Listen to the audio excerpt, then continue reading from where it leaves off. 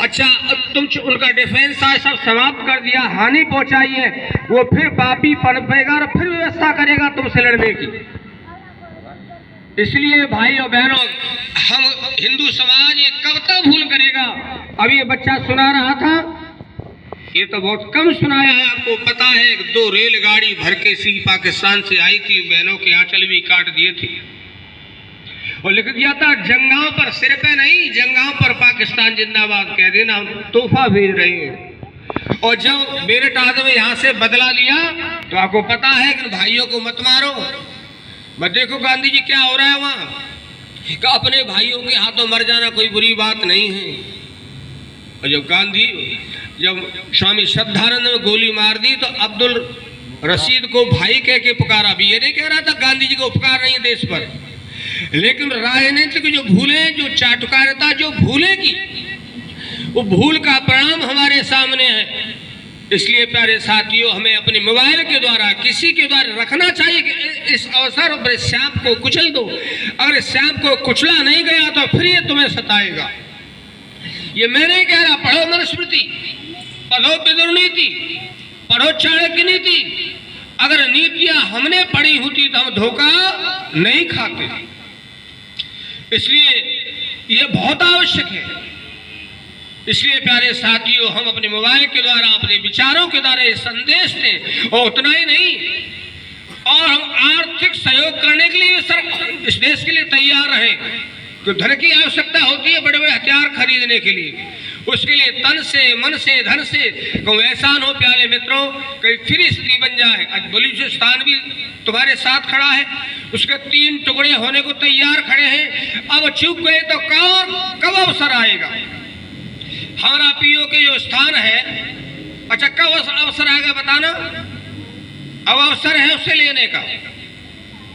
और बांग्लादेश में जो पाप हुए हमारे साथ, आपने देखा ही है, वो भी थर-थर कांप रहा है इस बात को लेकर, काश हमारे ऊपर ये भी हमला कर देता। आज विपक्ष भी एक है इसके लिए। इस अवसर को जरूर हमारी सरकारों को जरूर इस विषय पर चिंतन, और हमारा आपका ही बल है। इसलिए प्यारे साथियों, बहुत बड़ी भूल है हम लोगों की फिर ऐसी चूक हो जाए हमारी सरकार से। दूसरी बात यह है कि अभी जो बात हो रही थी मूर्ति पूजा आदि पर, प्यारे साथियों, बहुत सारे ऐसे बिंदु हैं तो हमसे सहमत नहीं है, बहुत सारे ऐसे विषय हैं उनसे सहमत नहीं है। तो आप बताओ, जब देश नहीं रहेगा, हमारा राष्ट्र ही रहेगा, तो चर्चा किससे करेंगे। वो ठीक है, हम भी महापुरुषों को मानते हैं, आप भी मानते हैं, कम से कम हम एक होकर, संगठित होकर प्यारे मित्रों, जब एक आवाज होगी हमारी, संगठित होंगे तो आगे बढ़ेंगे। इसलिए दयानंद ने कहा था कि एक ईश्वर, एक धर्म ग्रंथ, एक उपासना नहीं होगी तब तक इन उपदेश, सत्य उपदेश के बिना मनुष्य जाति का उत्थान होना असंभव। इसलिए हम सब मिलकर, ये सुंदर वातावरण है, हो सकता है मेरे चिंतन में कुछ कमी हो, जरूर आप विचारेंगे, चिंतन करेंगे। प्यारे मित्रों, कब तक हम पिटते रहेंगे, कब तक लाल हमारे जाते रहेंगे। इसलिए समस्त देशभक्तों को इकट्ठा होकर अपने समाज, राष्ट्र के लिए काम करना चाहिए।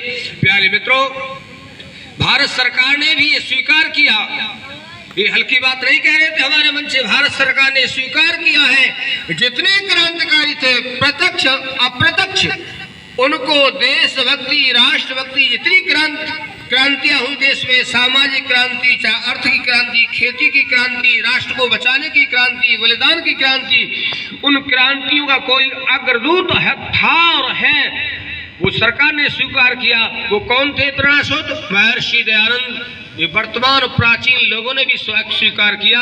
उतने भर भी और क्या प्रमाण दिए जा सकते हैं। यद्यपि उनकी भूमि, पृष्ठभूमि आरएसएस की है, लेकिन पता है कि यहाँ सजगार समाजी बैठे बाल की खाल खींच लेंगे। कुछ लोग भूलों से कह जाते हैं कि हमारे विवेकानंद ने ये किया, फलाने ने ये किया, गुरुकुल खोले। ये मैंने संघ के लोगों कहते देखा झूठ बोलते हुए, लेकिन वो जितनी सच्चाई कही, गृह मंत्री ने सच्चाई कही, जितने क्रांतिकारी उनके प्रणशोध, मुझे कहने में संकोच नहीं है। महर्षि दयानंद सत्या प्रकाशी था, जिसके द्वारा हर प्रकार की आजादी मिली। आज बड़े आवश्यकता है, जब लोगों ने आर्य समाज का साथ दिया तो आजादी मिली, खड़े हो गए। और आज सुबह से लोग दूर चले गए, आज फिर मिटने का समय आ गया है। ए प्यारे मित्रों, फिर न ऐसी अवस्था आ जा। आओ हम सब मिलकर अपनी माता की रक्षा करें। आप सबका बहुत बहुत धन्यवाद। ओम सब